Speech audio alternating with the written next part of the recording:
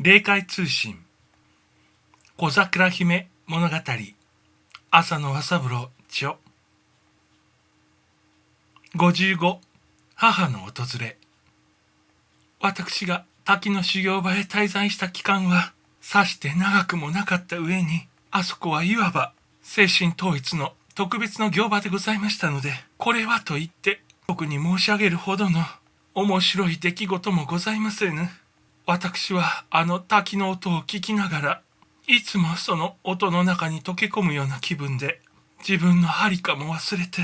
うっとりとしていることが多いのでございました。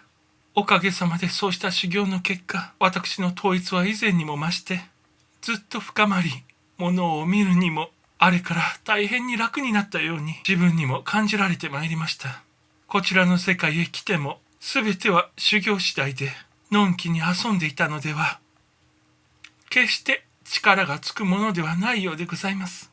実を言うと私などはかなり執着も強く、しかも自分ではなるべくのんきに構えていたい方なのですが、御霊の因縁と申しましょうか、上の神様からのお指図で、いつも一つの修行から次の修行へと追い立てられてまいりましたために、やっと人並みになれたのでございます。考えてみると随分お恥ずかしい次第で、それはそうと滝の修行中にも一つ二つの思い出の種がないわけでもございませぬ。その一つは私の母がわざわざ訪ねてきてくれたことで、それが起遊後における親子の最初の対面でございました。この対面につきては前もって指導役のおじいさんからちょっと前触れがありました。そちの母人も近頃はようやく修行が積んで、外でも自由にできるようになったので、ぜひ一度そちに会わそうかと思っている。いずれ近いうちにこちらに見えるであろう。私はそれを聞いたときは嬉しさで胸がいっぱいでございました。そして母に会ったらこれも語ろう、あれも聞きたいと、生前死後にかけての積もり積もれる様々な事件がちょうど嵐のように私の頭の中に一度に押し寄せてきたのでした。それにつけても私の目に特に力強く浮かび出たのは、前にも申し上げた母の臨終のありさまでした。あの見る影もなく追いさらばえる面影、あの断末魔の激しい苦悶、あの肉体と幽体とをつなぐ不気味な2本の白い紐、それからあの臨終の床のあたりを取り巻いた玄遊両界の多くの人たちの集まり。私はその当時を思い出して覚えず涙に暮れつつも、近く訪れるこちらの世界の母がどんな様子をしていられるかを、あれかこれかと際限もなく想像するのでした。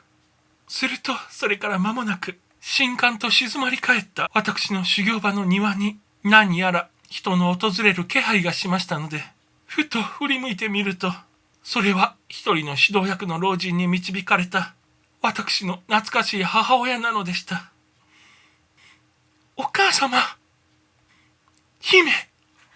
双方から駆け寄った二人は互いにすがりついてしまいました。現在の母の様子は臨終の時の様子とはびっくりするほど変わってしまい、顔もすっかり朗らかになり、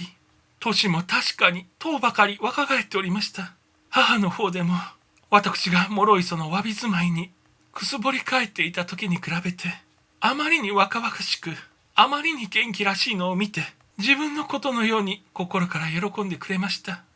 これほどあなたが立派な修行を積んでいるとは思わなかった。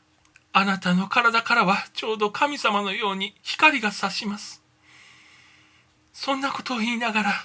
右から左からしげしげと私の姿を見守るのでした。これも生みの母なればこそと思えば、おのずと先立つものは涙でございました。ふと気がついてみると、庭先まで案内の労を取ってくださった母の指導役のおじいさんはいつの間にやら姿を消して、すべてを私たち親子のなすところに任せられたのでした。